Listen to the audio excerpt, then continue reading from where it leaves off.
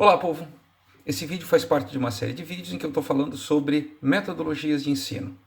Hoje a gente vai falar sobre experimentação.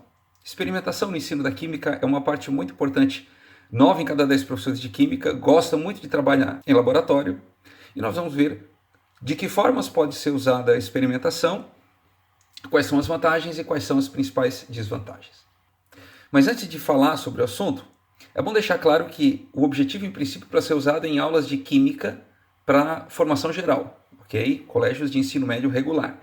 É bem diferente quando eu estou falando no curso de licenciatura ou um curso de formação técnica na área de química, ok? Aí, manipular os aparelhos, por exemplo, é parte inerente à formação profissional.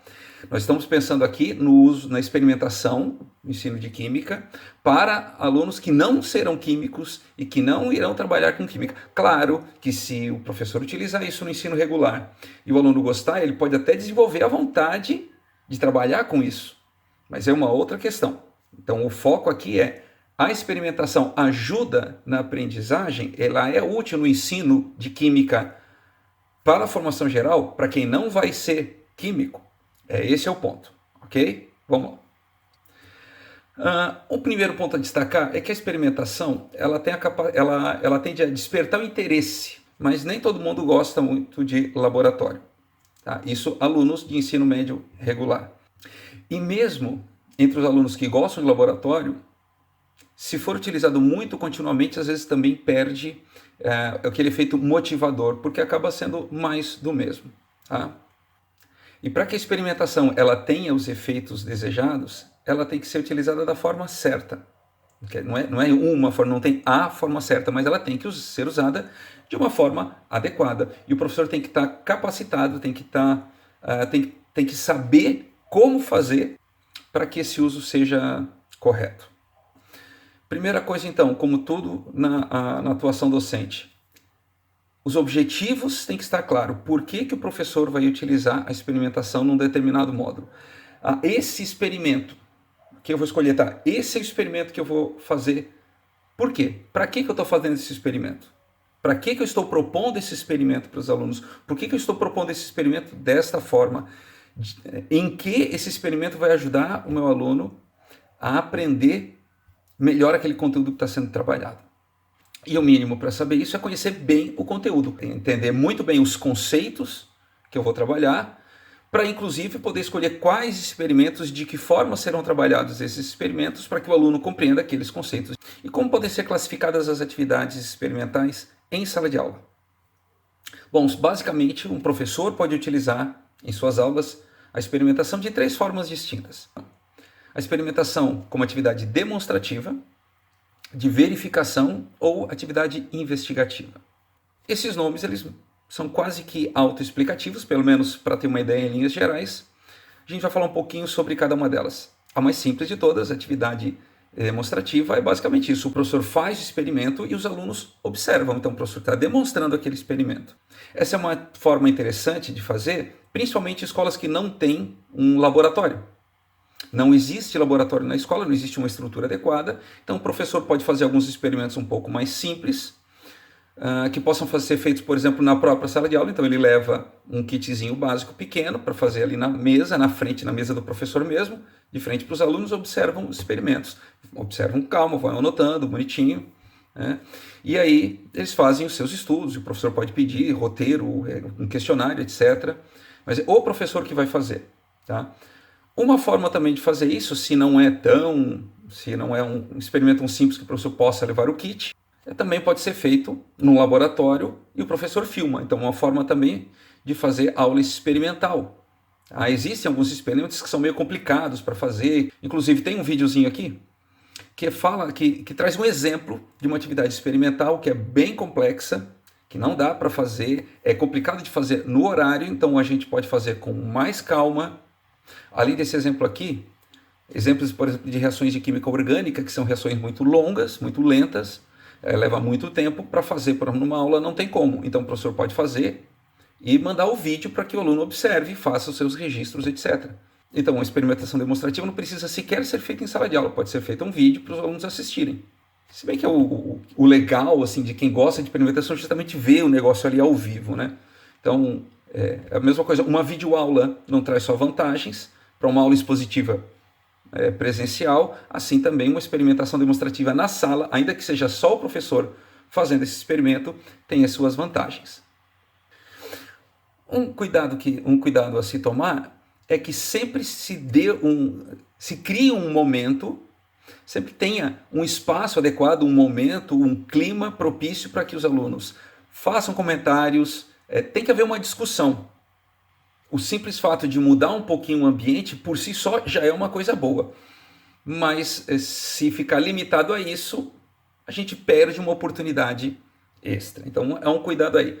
Cuida para quando for fazer um experimento, esse não ser só um experimento para os alunos verem uma reação química na hora. Não. Tenta discutir, tenta trazer, aproveitar. Vocês perceberam o que acontece? Ou mesmo no momento, presta atenção agora no que vai acontecer e tenta imaginar por que isso está acontecendo, a partir do que a gente estudou antes, ou coisas desse tipo. Tá? Um outro tipo de experimento, esse provavelmente é o mais comum, é usar a experimentação como atividade de verificação. É a forma mais clássica. Então, primeiro tem o estudo da teoria, depois a gente vai para o laboratório para verificar aqueles conceitos sendo aplicados em prática. Tá? Então, nesse caso, esse é o caso, aquele mais clássico, em que o professor entrega um roteiro para os alunos e os alunos vão fazer o experimento, tem muitas vezes no final um questionário para os alunos analisarem, então eles já estudaram a teoria, vão aplicar e vão ver o que está acontecendo. É importante também, nesse momento, destacar que nem sempre o experimento dá certo, o resultado nem sempre chega, e isso também é aprendizagem. Quando eu uso experimentação com os meus alunos, é bom eu sempre costumo, ou sempre tenho cuidado de deixar claro que não conseguir ter o resultado que era esperado por si só não é um problema, desde que nós possamos entender, desde que nós possamos discutir e chegar à conclusão de por que foi que não deu certo. Aliás, muitas vezes eu faço essa discussão e quando o aluno fica meio chateado porque não conseguiu, eu digo, olha só, se nós estivéssemos num curso de química, ou se estivesse num laboratório de pesquisa, o que seria necessário? Fazer análise, o que deu certo, o que deu errado aqui, por que não aconteceu como deveria, e depois vamos repetir o experimento, corrigindo esses motivos, esses possíveis motivos do erro. No caso aqui, eu digo para eles, né? No caso nosso aqui, o objetivo não é chegar no resultado certo, eu estou usando esse experimento aqui para que vocês aprendam o conceito estudado. Então, não é tão importante que vocês tenham o resultado, mas que vocês entendam o conceito estudado, que vocês entendam os conteúdos estudados, de tal forma que vocês consigam me explicar por que foi que não deu certo e vocês coloquem isso no relatório de vocês. Então, esse tipo de postura é importante quando for utilizar a experimentação. E o último tipo de experimentação é a atividade investigativa. Nesse caso, o aluno não vai simplesmente seguir uma receitinha de bolo, vai ter o roteiro prontinho, vou aplicar. Não é isso. O aluno vai montar o seu roteiro. É uma simplificação bem grosseira, talvez seja esse o caso. Ele vai ter um problema e ele vai propor formas de resolver esse problema. Percebam que é uma forma bem mais complexa de se trabalhar a experimentação. O professor tem que estar preparado, porque ele não vai ter o controle exato do que vai acontecer nessa aula, mas provavelmente essa é que vai mostrar, que vai fazer com que o aluno mostre mais aquilo que realmente compreendeu. Claro, além da dificuldade na questão do preparo, do menor controle, também tem um tempo, porque como os alunos vão precisar desenvolver estratégia, vai tomar um maior tempo. E com a quantidade de conteúdos que nós temos, quantidade de tópicos, de assuntos, de itens, de conceitos que nós temos que trabalhar, e com a carga horária, na maioria das escolas, muito reduzida, talvez esse tempo faça falta. Mas é uma forma bastante válida. Se o professor tiver controle, tiver domínio, é bastante interessante. Algumas características são importantes para que essa experimentação tenha essa característica investigativa. Vamos lá. Primeiro, ela tem que ser guiada por um problema, ok? É um problema a ser solucionado pelo aluno. ela tem que ter o envolvimento dos alunos na elaboração de teses e hipóteses experimentais. Então, o aluno vai propor uma solução, ele vai levantar possíveis soluções, vai verificar isso. Os alunos aqui têm que coletar e analisar os dados experimentais. Ela precisa motivar o aluno a explicar a partir de evidências, então ele vai fazer análises, ele vai coletar os dados e ele vai verificar as evidências, a partir dessas análises vai tirar evidências para justamente buscar uma possível explicação. E tem que haver uma discussão dessas ideias entre os alunos com o auxílio do professor ali, orientando essas discussões. Eu vou colocar aqui na tela um quadro comparativo com as principais características desses 3 tipos de experimentos. Tu dá uma pausa aí e olha com calma. Olha só, nós vimos aqui 3 tipos de experimentação. Experimentação investigativa, demonstrativa e de verificação. Percebam que não tem um método melhor. Eles têm vantagens e desvantagens. Por isso é importante retomar aquilo que a gente disse lá no início do vídeo.